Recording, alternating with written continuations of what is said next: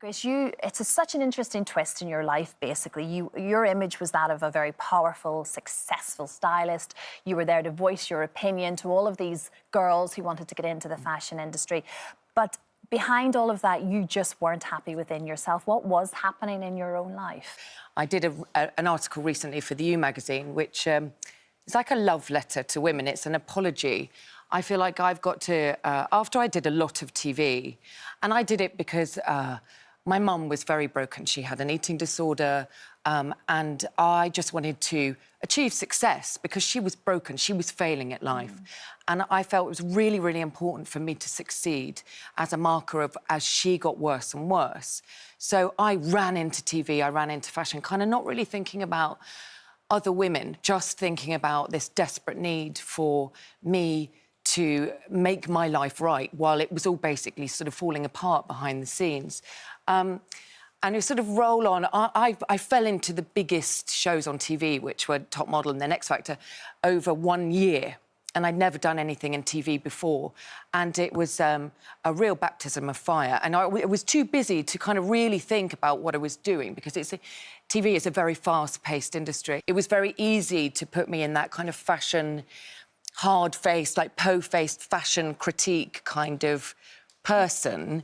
And I didn't really feel like that was my choice. So it really destroyed me, actually, and it sort of led to a sort of breakdown. Well, I was just going to say, and that is how you described it. It was almost like a meltdown at this period in your life. And you speak of your mum there. You lost your mum after all of her various battles, eating disorder being one of them, 8 weeks after having your little baby. Yeah. So it was this incredible sort of storm at that stage where things just weren't going right. It's like an epic meltdown. Yeah. You know, not kind of by my choice. I sort of, I sort of look at it as in a weird way as the universe crushing me because there was nothing left.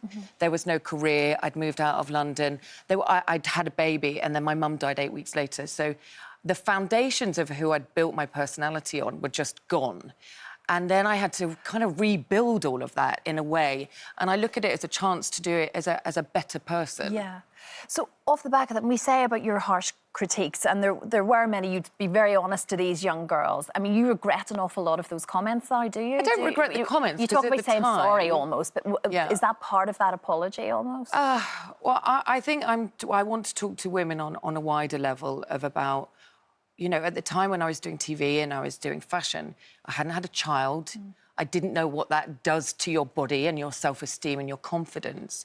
But many people in those roles are put in those roles because of their naivety, because I was able to be manipulated to be that person because I was at that stage in my life that I could be a bit snippy, but it was a representation of the fashion industry. I felt like I was being true to the industry at the time. Whether I was being true to myself is a different thing. So after this terrible sort of episode, this chapter in your life, you did pick the pieces up and you started to feel like you had to move in a different direction, and that was actually leaving this world that we've been talking about in many respects. But sort of coming into it again from a completely different angle. And this is a very passionate project for you. It's called Body of Work. And what is that exactly? Well, I felt like when I was doing TV before, you know, we pushed the high street on a lot of women. And so I tried to stop that, you know, to put the brakes on that. But that's like a one-woman battle with the fashion industry. You know, we all... you know, the fashion industry is divisive. It destabilises women so that we think we need to buy more stuff. And I was like, I want to stop this. How do I do this? But I couldn't really. So I was making choices with my career that I felt were better. However, 5 years in of trying to have a one-woman battle with this huge kind of megalith, and I was like, this is not working. And I tried everything within my power to do it until I finally went, actually, I can't do this anymore. And what bolstered my confidence was seeing the Me Too movements and the body positivity movements on Instagram. And I was like, I wanted to do this a long time ago, but it just didn't pick up. The environment wasn't right. And I suddenly felt, I have to do this now. I have to talk about all of this internal dialogue that I have that I feel really deeply uncomfortable with myself, and also the stuff that I was seeing that former colleagues of myself were putting out on their Instagram, you know, about clean eating, about constant exercise, about body control. And I was like... There's just so much pressure all the time on people. All the Just to time. be this perfect person. But you decided then to literally strip everything Strip away. everything away. This is what it is, and this is these really beautiful pictures, actually. So of no you. retouching, no exercise, no diet, and no clothes, obviously. So I'm stripping back all of the messaging that I formerly put out, and I was responsible for putting out as well. Because, you know, how do you get heard as a 42-year-old woman who has had like a sort of very stormy 5-year gap in my career?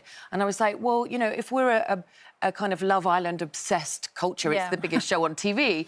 It's not if you can't beat them, join them. It's kind of using the same language, but to have a more open and much more honest dialogue about how the challenges. It seems like, you know, being a woman is just an issue, and I really want to talk about this. Yeah.